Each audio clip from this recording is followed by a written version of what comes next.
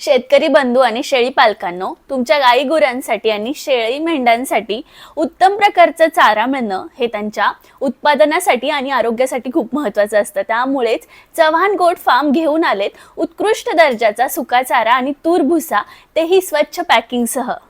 8 ते 10 टनांचा साठा सुका चारा आणि तूर भुशाचा चव्हाण गोट फार्म येथे उपलब्ध आहे।